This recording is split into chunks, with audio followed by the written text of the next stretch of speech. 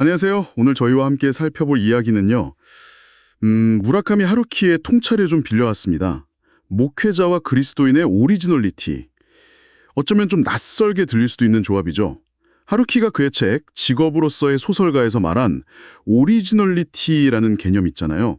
이게 신앙적인 맥락, 그러니까 여러분의 신앙 여정이나 혹은 목회 현장에서는 어떤 의미가 있을지 한번 깊이 들어가 보려고 합니다. 네. 시작부터 하루키가 재미있는 비교를 하더라고요. 처음에는 엄청 센세이션했지만 금방 뭐랄까 평범해져 버린 것들. 비틀즈나 비치보이스 같은 경우요. 아, 그렇죠. 익숙한 예시들이죠. 네, 근데 반면에 처음엔 막 비난받고 그랬는데 시간이 흐르면서 결국 그 독창성을 인정받게 된 그런 예술가들 있잖아요. 말러, 고흐, 피카소, 해밍웨이. 맞습니다. 그 대비가 아주 인상적이죠. 그러니까 예술가의 독창성을 이야기하는데 이걸 신앙의 영역으로 가져온다는 생각 자체가 좀 신선했어요. 네, 바로 그 지점에서 하루키가 말하는 진정한 오리지널리티의 조건, 이게 중요해지는 것 같아요. 세 가지를 이야기하는데요. 첫째는 누가 봐도 이건 다르다 싶은 그런 명백한 독창적 스타일. 이게 있어야 하고요. 네, 일단 달라야 한다. 그렇죠. 그리고 둘째는 그 스타일을 그냥 유지하는 게 아니라 스스로 계속 발전시키는 능력. 하루키는 이걸 버전업이라고 표현했죠. 아, 버전업. 스스로 계속 새롭게 하는 거군요. 네. 마지막으로 세 번째가 어쩌면 가장 중요할 수도 있는데 시간의 검증을 통과하는 거예요. 그래서 그 스타일이 결국 보편성을 얻어서 하나의 기준이 되거나 아니면 다음 세대에게 풍부한 영감이나 인용의 원천이 되는 것.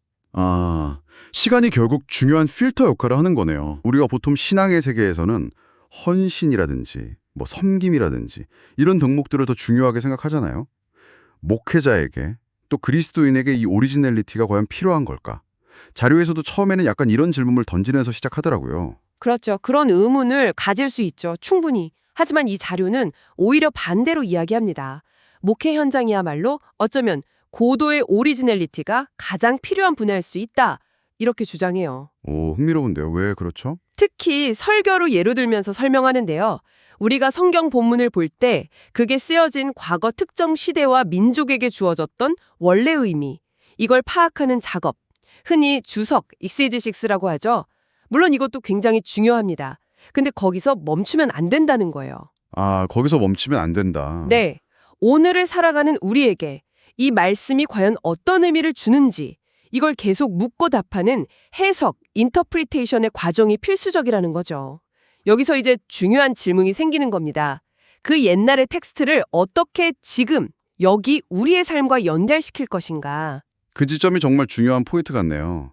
그 해석이라는 과정에는 단순히 역사적 사실을 아는 걸 넘어서서 성경을 대하는 사람의 상상력, 그리고 오리지널리티가 필요하다는 말씀이시군요. 바로 그거죠. 예를 들어서 자료에서도 지적하듯이 구약시대의 신정정치 맥락하고 오늘날 우리 사회, 정교 분리가 된 사회의 맥락은 완전히 다르잖아요. 그렇죠. 완전히 다르죠. 그러니까 그 시대의 명령을 문자 그대로 오늘날 그냥 가져와서 적용하는 건 어쩌면 좀 위험할 수도 있겠다. 이런 생각이 드네요. 결국 맥락을 읽어내는 해석자의 창의성이 필요한 거군요. 맞습니다. 그러니까 성경을 무슨 기계적으로 적용하는 매뉴얼처럼 생각해서는 곤란하다는 이야기죠. 이걸 좀 더 큰 그림으로 보면 하나님께서는 우리가 각자 가진 고유한 재능과 창의성, 즉 오리지널리티를 사용해서 현실의 복잡한 문제들과 씨름하기를 원하신다는 거죠. 그리고 그 과정 속에서 하나님의 뜻을 발견해 나가기를 바라신다고 해석할 수 있어요. 아, 단순히 명령을 따르는 수동적인 존재가 아니라? 네.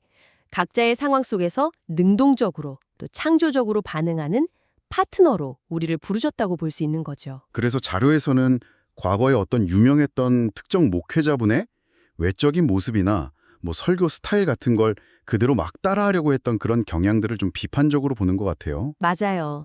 그런 피상적인 모방을 지적하죠. 핵심은 그런 겉모습 흉내가 아니라 정말 빠르게 변하는 이 시대 속에서 나는 어떤 목회를 할 것인가, 나는 어떤 신앙생활을 할 것인가, 이걸 스스로 계속 묻고 답하면서 자기만의 길을 끊임없이 버전업하려는 그런 치열한 고민과 노력이 중요하다는 거고요. 정확합니다. 그게 바로 아까 말씀드린 하러키가 말한 시간의 검증을 통과하는 오리지널리티하고도 딱 통하는 맥락인 거죠. 단순히 남들과 다른 걸 추구하는 걸 넘어서서 깊이 있는 자기 성찰과 또 시대와의 끊임없는 대화를 통해서 자기만의 고유한 가치를 만들어내고 그걸 또 계속 발전시켜 나가는 과정. 그게 진짜 오리지널리티라는 겁니다. 자, 그럼 이 모든 논의가 지금 이 방송을 듣고 계신 여러분께는 어떤 의미로 다가올까요? 오늘 우리가 살펴본 내용은 이 오리지널리티라는 것이 단순히 예술가에게만 필요한 어떤 특별한 재능 같은 게 아니라는 걸 보여주는 것 같아요. 그렇죠. 목회자든 평신도든 자신의 삶과 신앙을 좀 더 깊이 있게 가꾸어 가려는 모든 사람에게 필요한 아주 역동적인 과정이라는 거죠. 주어진 텍스트와 현실 사이에서 끊임없이 의미를 새롭게 창조하고 또 스스로를 갱신해 나가는 그런 살아있는 여정이랄까요? 네. 마지막으로 자료는 특히 코로나19 팬데믹 이후에 더 급격하게 변화된 이 시대에 이런 오리지널리티와 상상력의 중요성이 더 커졌다고 강조하고 있거든요. 그래서 여기서 여러분께 한번 질문을 던져보고 싶습니다. 여러분의 일상 혹은 직업 아니면 신앙의 영역에서요. 그저 과거의 익숙한 방식이나 성공 사례를 그대로 따라하기보다 여러분만의 고유한 관점과 창의력을 발휘해서 새롭게 접근하고 소위 버전업해야 할 지점은 어디일까요? 잠시 멈춰서 한번 생각해 보시는 것도 좋겠습니다. 여러분 안녕하세요. 오늘 영상은 하루키의 저서 직업으로서의 소설가, 이 책에서 보여주는 하루키의 통찰을 통해서 목회자 혹은 그리스도인의 오리지널리티에 관해서 한번 생각해 보려고 합니다. 이 책의 4회 오리지널리티에 대해서라는 그 부분에서 하루키는 다양한 사례를 통해서 오리지널리티에 관한 사색을 시작합니다. 비틀즈의 Please Please Me 이라는 노래, 비치보이스의 Surfing USA라는 노래, 스트라빈스키의 봄의 제전 이런 음악들은 처음 나왔을 때 지금껏 다른 사람이 한 적이 없는 음악이다 이런 평을 받았다고 합니다. 그러나 지금 이런 음악을 들으면 그 정도의 감동은 없다 이렇게 말하죠. 왜냐? 그 이유는 그런 음악의 영향을 받은 다른 음악이 계속해서 나왔기 때문에 첫 번째의 그 오리지널리티가 희석되었기 때문이다 이렇게 분석합니다. 반면에 말러의 음악은 처음에는 불쾌하고 추하고 구성에 절도가 없고 번잡스러운 그런 음악이다 이렇게 부정적인 평가를 받았지만 1960년대에 이르러서 이 말러의 작품은 교향곡이라는 기성의 포맷을 탈구축한 그 오리지널리티가 있는 작품으로 여겨지게 되었다 이렇게 말합니다. 다른 분야에서 이런 현상의 대표적인 인물로 하루키는 고흐, 피카소, 해밍웨이 이런 인물들을 듭니다. 고흐나 피카소의 그림은 처음에 사람들을 깜짝 놀라게 하고 아주 불쾌하게 하기도 했지만 요즘은 오히려 이들의 그림을 보고 감명을 받고 치유되기도 한다는 거죠. 또한 해밍웨이의 문체도 동시대인들에게는 상당한 비판을 받았지만 이제는 고전이 되고 하나의 레퍼런스로서 기능한다는 점을 지적합니다. 이런 사실을 근거로 해서 하루키는 과거에 오리지널이었던 것을 현 시점에서 분석하는 것은 비교적 쉬운 일이다. 왜? 그 이유는 사라질 것은 이미 사라져 없어진 상태이므로 뒤에 남은 것만을 갖고 마음껏 평가할 수 있기 때문이다. 이렇게 말합니다. 그러나 동시대적으로 존재하는 오리지널한 표현 형태에 대해서 평가하기란 쉽지 않다는 거죠. 그것은 동시대인의 눈에는 불쾌하고 부자연스럽고 비상식적으로 보이는, 때로는 반사회적으로 보이는 그런 양상을 띈 것처럼 보이는 일이 적지 않기 때문이라는 거죠. 다양한 사례를 근거로 해서 지금 이 하루키는 특정 표현자를 오리지널이라고 말하기 위한 3가지 기본 조건을 이렇게 말합니다. 첫 번째, 다른 표현자와는 명백히 다른 독창적인 스타일, 이거를 갖고 있다. 두 번째, 그 스타일을 스스로의 힘으로 버전업 할 수 있어야 된다. 세 번째, 그 독자적인 스타일은 시간의 경과와 함께 일반화하고 사람들의 정신에 흡수되어 가치 판단의 기준의 일부로 편입되어야 된다. 혹은 다음 세대의 표현자의 풍부한 인용원이 되지 않으면 안 된다. 이렇게 말합니다. 자, 여기서 하루키는 둘째, 셋째 이 두 조건을 충족하기 위해서는 어느 정도의 시간 경과, 이게 필요하다고 말합니다. 시간의 검증을 통해서만 오리지널한 여부를 판단할 수 있다. 이런 주장은 어떤 작품이 그 작품을 받아들이는 독자와 합당한 만큼 경과한 시간의 공동 작업임을 염두에 두고 있는 말로 보입니다. 다시 말해서 납득할 만한 작품을 많이 쌓아 올려서 의미 있는 몸집을 일단 만들어 놓고 자기 나름의 작품 계열을 입체적으로 구축하는 과정이 필요하다는 거죠. 그 과정을 통해서 오리지널리티의 여부가 분명하게 드러나게 된다는 거죠. 자, 그렇다면 목회자는 오리지널리티가 필요한 존재일까요?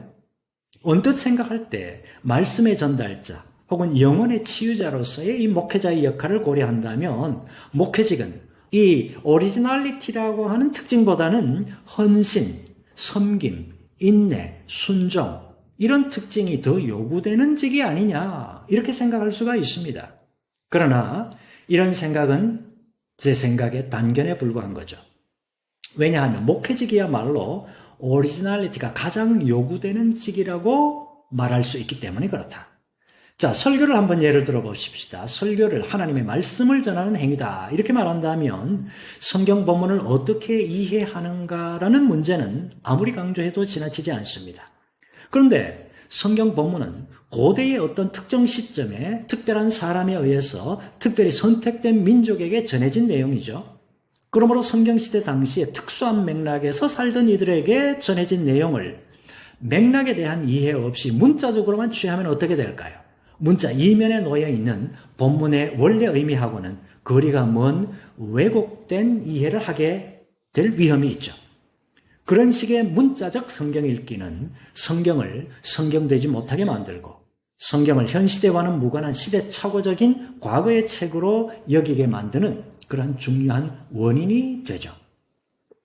다른 문제는 성경시대 당시에 특정 민족에게 전해졌던 본문이 시간적으로 공간적으로 사회문화적으로 완전히 다른 이 현 시대에 우리에게는 어떤 의미를 전달하고 있냐? 이런 질문입니다. 성경 본문의 원래 뜻이 무엇인가를 탐구하는 작업을 엑세제시스, 주석이라고 말한다면 그 본문이 오늘 우리에게 주는 의미를 탐구하는 작업, 이거를 인터프리테이션, 해석이라고 말할 수가 있죠. 주석이 성서신학에서 하는 작업이라면 이 해석은 기독교 윤리를 포함해서 신학의 다양한 분야에서 수행하는 작업이다. 이렇게 말할 수가 있습니다. 오늘날 회중이 설교에 귀를 닫는 중요한 이유 중에 하나는 설교자가 본문 해석, 인터프리테이션에는 무관심한 채 본문의 엑세제시스, 주석에만 관심을 기울이고 있기 때문에 그렇죠.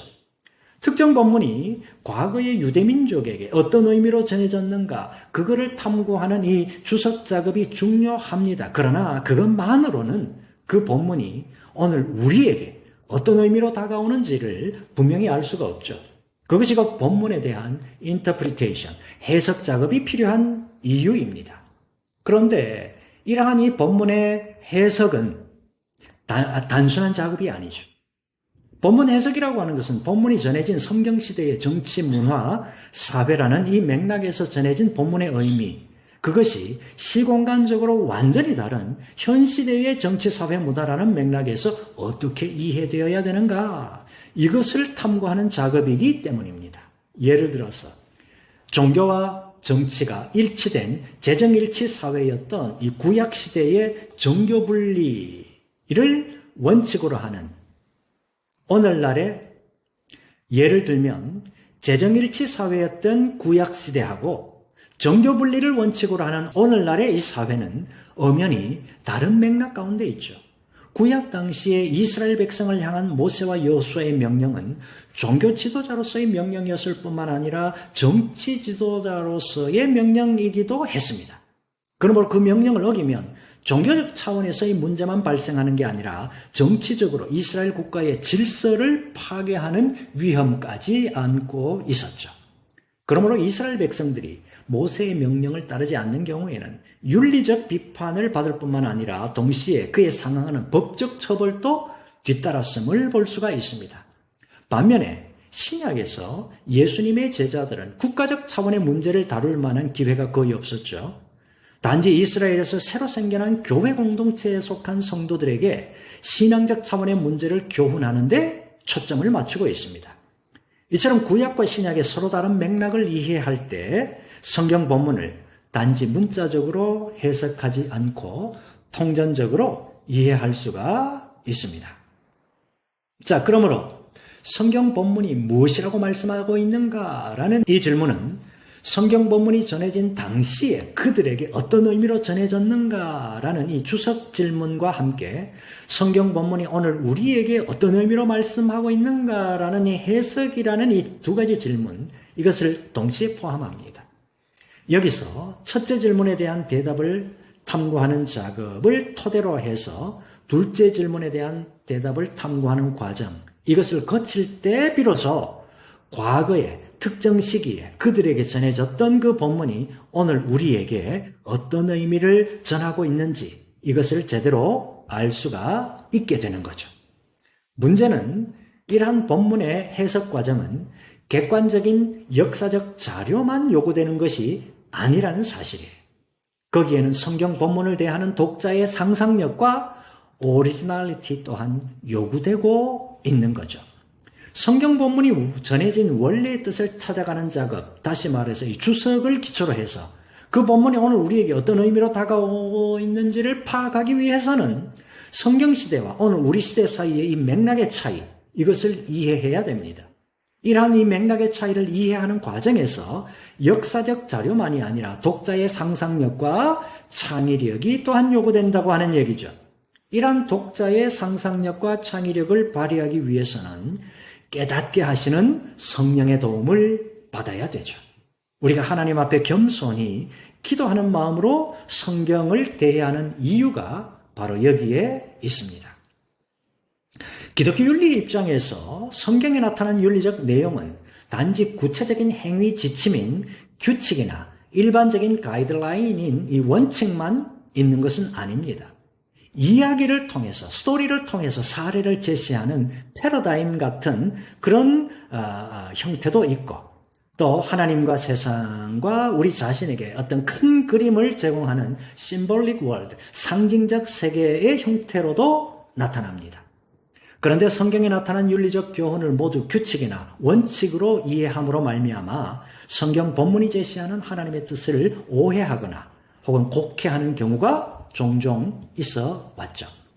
성경 본문은 독자가 기계적으로 사용하는 본문으로 주어진 것이 아니라고 하는 얘기입니다. 하나님은 우리를 로봇으로 부르신 것이 아닙니다. 그것이 사회적 문제이든 가정의 문제이든 개인의 문제이든 간에 각자 자신에게 주어진 달란트를 사용해서 자신이 처한 환경에서 자신에게 주어진 방법으로 주어진 현실의 문제와 부딪히면서 그 문제를 해결해 나가기를 하나님은 원하고 계시죠. 그 과정에서 하나님은 우리가 하나님의 뜻과 섭리, 또 우리를 향한 하나님의 사랑과 인도하심, 이것을 발견하고 하나님께 감사와 찬송과 영광을 돌리기 원하시죠. 그런 점에서 우리는 성경 본문을 기계적으로 해석하고 기계적으로 적용할 것이 아니라 주어진 객관적인 자료와 함께 우리의 상상력과 창의력을 활용할 필요가 있습니다.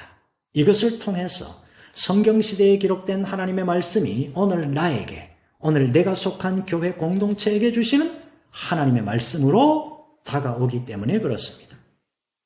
상상력과 오리지널리티, 이것은 성경 해석의 이슈에서뿐만 아니라 목회 전 영역에서 요구됩니다. 한때 목회자에게는 상상력과 오리지널리티가 아니라 자신의 멘토를 닮아가는 것이 요구된다, 이렇게 생각한 적이 있었습니다. 이런 인식은 교회 성장 시대에 특히 강화된 것이죠. 당시에는 한경직, 조용기, 곽선희, 홍정길, 혹하는 화영조, 이런 당대의 국내의 대표적인 목회자를 내가 얼마나 닮아가느냐, 이것이 상당히 많은 목회자의 과제로 여겨졌습니다. 자신이 모델로 여기는 목회자를 닮으려고 하는 시도는 일정 부분 긍정적 의미가 있습니다. 문제는 이러한 닮고자 하는 욕망이 모델되는 목회자의 인격적인 측면 혹은 영성적인 측면이라기보다는 그의 스타일이나 말투나 행동이나 복장 같은 이런 외적인 모습을 닮으려고 하는 시도에 제한된 측면이 있었다고 하는 얘기죠. 다른 문제는 모델되는 목회자를 맹목적으로 닮으려고 하는 모습이 모델 목회자의 단점까지도 답습하는 그런 결과를 초래할 수 있다는 얘기입니다. 만일 모델 목회자를 닮으려고 한다면 먼저 그에 대한 객관적인 평가가 선행되어야 되겠죠. 아무리 모델 목회자라 하더라도 단점과 한계가 분명 있기 마련입니다. 그러면 특정 목회자의 사역, 장단점을 객관적으로 분석평가하고 그 결과를 참조함으로써 스스로 더 나은 목회를 하기 위한 자료로 사용할 수가 있겠죠. 특히 목회를 시작하는 새내기 목회자나 신학을 공부하는 예비 목회자는 목회 사역이 시작부터 은퇴까지 다양한 과정을 거치면서 그 과정에서 다양한 경험과 스토리가 쌓인다는 사실을 기억하고 언젠가는 일평생 감당한 자신의 목회 사역 전체를 평가받는다는 사실을 기억할 필요가 있습니다. 그렇지 않으면 스스로 인식하지도 못하는 사이에 비본질을 본질로 착각해서 오리지널리티를 토대로 하는 목회하고는 거리가 먼 과거의 어떤 맹목적인 과거의 모델을 답습하는 그런 목회에 그치게 될 위험성이 있기 때문에 그렇습니다. 목회자는 끊임없이 목회 사역에서의 버전업이라 그러죠. 버전업을 위한 노력에 힘을 쏟아야 합니다. 이 노력은 단지 이전 목회자들의 목회를 답습함으로만 이루어지는 것이 아니죠. 오히려 변화된 맥락에서 나는 어떤 목회를 할 것인가? 라는 이 질문을 끊임없이 스스로에게 제기할 때 그 제기하는 것에서부터 시작될 수가 있죠. 이 질문에 대한 대답을 찾아가는 과정에서 목회자의 상상력과 오리지널리티가 요구되는 거죠. 코로나19 팬데믹 이후에도 새로운 맥락의 변화가 예상되고 있습니다. 오리지널리티와 상상력, 이것은 앞으로 미래 목회자, 그리고 좀 더 넓게 미래 그리스도인들에게 요구되는 중요한 자질이 아닐 수가 없습니다. 오늘 영상 여기까지입니다. 감사합니다.